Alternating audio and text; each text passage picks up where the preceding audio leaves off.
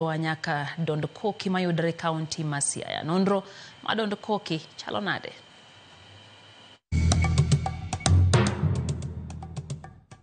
Nyakwaramogi Ajwang' machiegni kendo e tielo machielo e chenoni mar ng'e gwengewa jumani.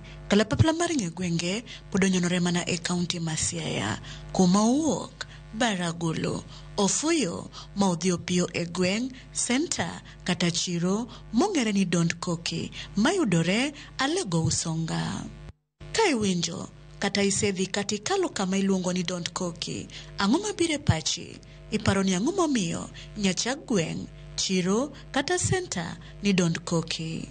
Jola kod jogweng' maluorani to pachgi chalo nade Nyakwaramogi koting'o kod nonro mar nying gweng', chiro kata center ni mong'ere ni Dond Koki? Chon iluonge ni Guok Onyuongo. Guok Onyuongo ni ne nitie kwara ka niluongo ni Elias Ondifo Okoth. Elias ni ne en jaduong' ma nochako bucha ka. Ne opimo ring'o e lwete ka ne buchari ne pok obiro. Koro gimomiyo niluonge ni Guok Onyuongo, guogi ne biro kata sanyre kama nopime ring'o ni. To dhano ka penjo, guogi timo ang'o kacha? Ni guogi onyuongi i bucha Kondif. Bucha Kondif kanyo guogi onyuonge. Guogi orito ring'o. Nodhi kamano, piny ne pod lach. Kwara nokawo chironi bomi sirikal. Koro dhano ochako dondore. Nang'o momiyo Ondif kawo lowo to mi sirikal?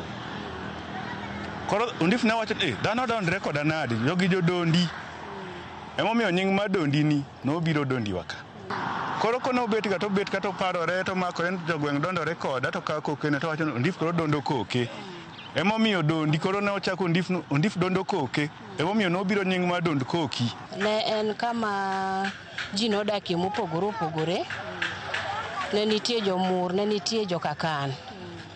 Koro area no ne nitie kaka ne nitie lo koro mopogore opogore, koro ji dondre, nitie dondruok koni gi koni, ywaro koni gi koni. Ma bang'e ne gibede achiel ma chiro nowuok miluongo ni Dond Koki. Ne en kama oting'o mpaka mar kabel nini dhoudi ariyo Kakan kod Murng'ia. Koro ne chiro ni kan dwa chak to chon ne penjo ne en mar dhoot mane. Kanye mane nokelo dondi.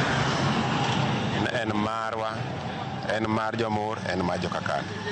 Mane manochaka wach ma Dond Koki. Wakati nilikuja hapa Dondi naifahamu vizuri sana. Hii soko ilikuwa inaitwa soko Kodao. Soko Kodao. Tulikuwa na mzee mwingine pale anaitwa Odao, ni Jamhuri. Halafu baadaye sasa wamama walikuwa wanakujanga hapa, wanasema wanakuja wanariea. Hatukuanga na vibanda, hatukuwa na kila kitu chochote. Tulikuwa tunakuja tuna magunia tunatandika, alafu nauza chochote chenye tuko nacho. Then baadaye ikawa Dond Koki. Moni bilo Dond Koki Dond Kae. Watu wanakaa yani jidond regi wache inelo Dond Koki matinti. Amano. Koro nochakre higa mar 70 kod achiel. Ne nitie bucha achiel ka. Mane ni Ang'ogaye kod jaduong' Ondif Okoth kod Odao Okoth ne gin owete. Gin mane gin kod bucha ka. Bucha mane nitie kaka ne en achiel e area ni. Villages ma en Ulore village, Udonga village, Haga village to kod Samanyinya village. Ne gin 4. Koro ka eni guogi biro ga mang'eny seche miyang'o. To guogi iriembo to chokre ma kando kando. To guogi nyuongo. Koro ng'eny mar ji kane biro nyiewo ring'o ka, to neno ka guogi ng'eny, koro emomiyo chake ni Guok Onyuongo. Bas bang'e to chiro bendo chakre. Chiro ne ikele kimulo na chieng' rech matindo tindo mowang'. Koro ne biro matindo ji kawo to ji koro kosekawo to rech rumo piyo piyo. To ji ko chako dondre ni ikelo matin nang'o. Ikelo matin nang'o. Ikelo matin nang'o. Ema koro kendo ji ochako medo ka ng'eny mar ji ochako med Dond Koki ko ji dondre nikech oket chiemo matin. Bang'o joparo mopogore ma johala kod jogweng' oselieko kotengo kod nono mar nying gweng' chiro kata senta ma Don't Koki. We koro wawinja nena ni adieri motenore kod kuku mar wach ewi nono mar nying mar Don't Koki ni kanye to ne ochakore nade. Alwora ni ochak Don't Koki kaluwore gi gima ne timre ka. E kinde machon kama wantie kaeni mbele kacha tung kanyo ne nitie yath moro iluongo ni yago ne nitie kar kanyo. E tie yago no ne nitie jodongo moko ariyo chon.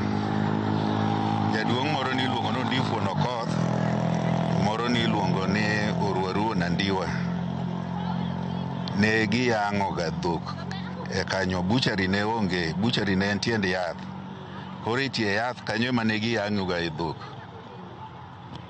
Kane giyang'o dhok kanyo ne nitie jaduong' moro Narum Karadol. Ne onge gik milendo go kaka ma wan go sani gi. Koro koseyang' dhiang' to idhi wi yath.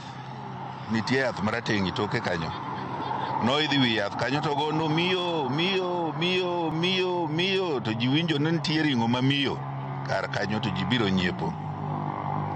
Koro buchari kata ring'o mane en kanyo no ema nokelo chiro.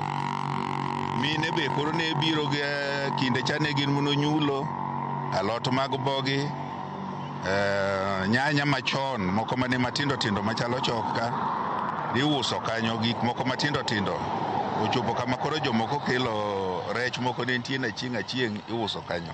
Koro kamano ne timre. Koro nobedo kama ji chokre godhiambo.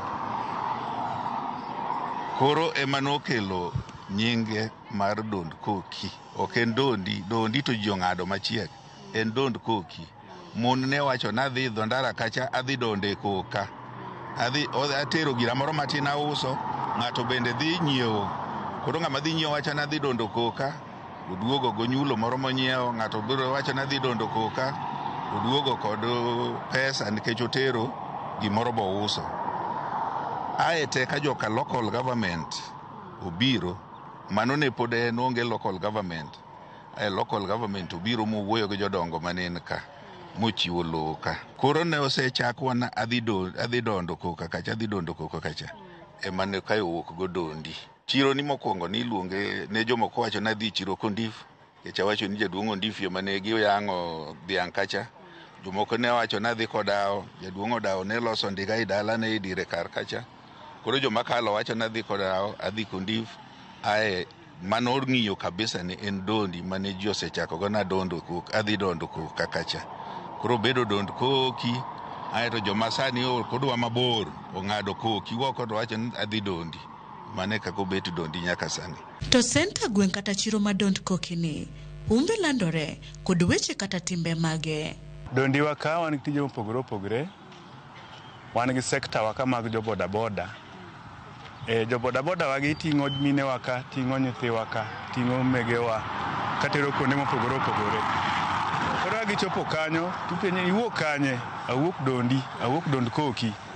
Koro jo boda boda wagi bende medo miyo nyingwa ma Don't Koki ni landore. Alego ne en kama nong'ere kaka kar yien mane ji paroga ni ne gin jok ma nigi yien madakitim negi marach. Koro kwawuok kata kwaloko kuonde mopogore opogore oko, iyudo ka dhano yware machiegni dwa ng'eyo ni to source mar power maru en ang'o, kata mamiyo uloko maber, kata mamiyo gweng' dhi maber en ang'o.